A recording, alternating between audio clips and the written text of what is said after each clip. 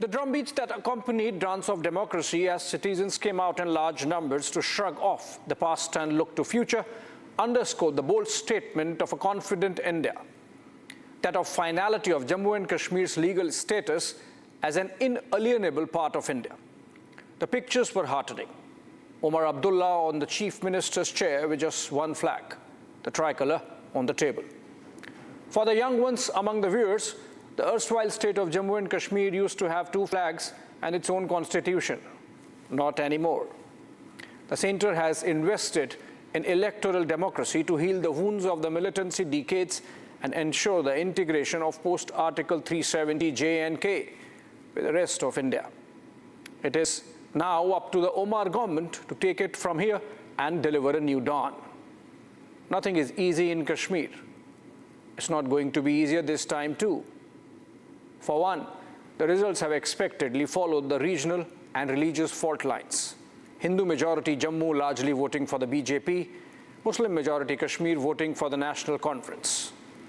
In a mark of commendable realism, Omar Abdullah has made Surinder Kumar Chaudhary his Deputy Chief Minister.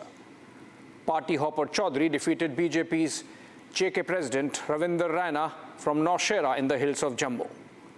Also, post the abrogation of Article 370 and the Jammu and Kashmir Reorganization Act of 2019, the Union Territory is now like Puducherry in terms of its governance structures. The Lieutenant Governor is the real decision maker, the Chief Minister having a restricted say both on the legislation and executive side. First, public order and police are now directly with the centre, with the Chief Minister and the Assembly having no jurisdiction. Second, as per Section 36, finance bills have to mandatorily be certified as such by the LG before being introduced in the Assembly. Third, Section 53 provides the LG discretion on matters relating to the All India Services and the Anti-Corruption Bureau. Taken together, the three provisions have a strong centralizing tendency built into the new governance structure in Jammu and Kashmir. There is a long history, of course, of the region to justify these provisions. But what is important is that a beginning has been provided. Let me give you some specifics. Jammu and Kashmir stands at the bottom of states and union territories of India when it comes to direct tax collections and is on top of the list when it comes to defaulting on paying for power with country's highest transmission and distribution losses.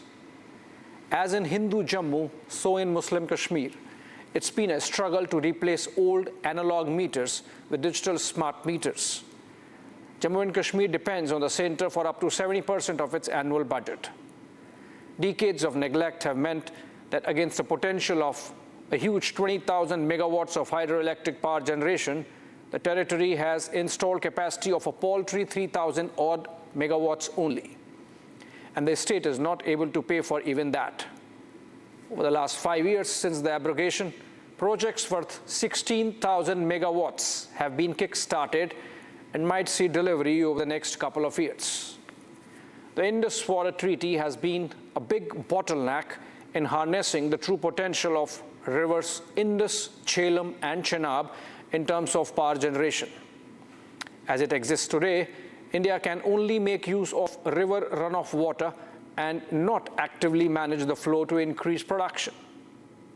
Not many might remember, the erstwhile Jammu and Kashmir's State Assembly had even passed a resolution in the early 2000s demanding a renegotiation of the treaty with Pakistan. Now that it is happening, the new assembly should bring a fresh resolution supporting the centre on the review. The Kashmiri Pandit angst is an ever-present feature of JK politics that cannot be wished away. The National Conference, as also the PDP, both mentioned return of the Hindu minority to the valley, howsoever perfunctorily, in their respective manifestos. Mir Waiz Umar Farooq mentioned the same in his first Friday sermon after coming out of house arrest last week. After having invested so much of its political capital, it would be in New Delhi's interest to enable the new government in Srinagar to deliver the goods. Long breaks due to strikes and curfews used to be a recurring feature in Kashmir. That's a thing of the past. School days are not being lost. Working days are not being eaten up by conflict. According to the NSSO data, only 8% males and 3% females graduate in Kashmir every year. The education sector's struggle must have had a demoralizing consequence on the society. Data collected by Kashmir's Institute of Mental Health and Neurosciences shows that heroin consumption in the valley increased an astounding 1,500% between 2016 and 2019. And there is the mental health crisis which goes with every conflict zone. In effect, there's a lot on which the Omar government can hit the ground running without wasting time on dead and buried forever issue of 370. Jammu and Kashmir is sitting on investment promises of rupees 85,000 crores. Against that, actual investment on the ground has been only about 3,000 crore rupees since 2021. Seems paltry till you see the picture from before 2019, when the average annual investment in Jammu and Kashmir was rupees 300 crores. Now it is at 1,000 crores. Still, it's a landmine of growth and prosperity waiting to be harnessed. Reports suggest J&K administration has run out of land bank to accommodate all investment proposals. Omar government, instead of restricting land purchase by outsiders, as is being suggested, should focus on increasing the land availability instead for industry. For prosperity is the ultimate autonomy that a government can give to its citizens. And finally, the Pakistan angle. Has the Naya Jammu and Kashmir made Pakistan irrelevant? Pakistan failed to get a special session of the UNSC on abrogation of Article 370, failed to get a special session of the OIC, Organization of Islamic Countries, failed to get a resolution passed at the UNHRC in Geneva. It's a 47-member body which includes 8 from OIC, brother Muslim countries: Afghanistan, Bangladesh, Bahrain, Cameroon, Somalia, Egypt, Iraq, Nigeria, Qatar, Saudi Arabia, and Senegal. Pakistan needed only 16 votes, but failed even that. Not one country included Kashmir in their statements. The Pakistani argument is built on the cornerstone of Muslim majority of the territory of Jammu and Kashmir.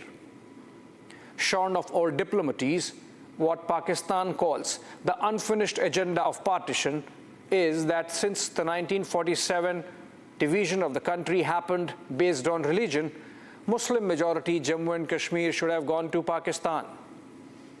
While Kashmir has started marking Muharram and Ashura after a gap of 3 decades, in the Qurram Agency of Pakistan, Shia-Sunni conflict has claimed over 100 lives past few months. It even led to a diplomatic tiff with Iran calling out Pakistan for the targeting of Shias. The same Jaish-e-Mohammed that claims to spread terror on behalf of our Kashmiri brothers and sisters has become a tool to target Shias in Qurram.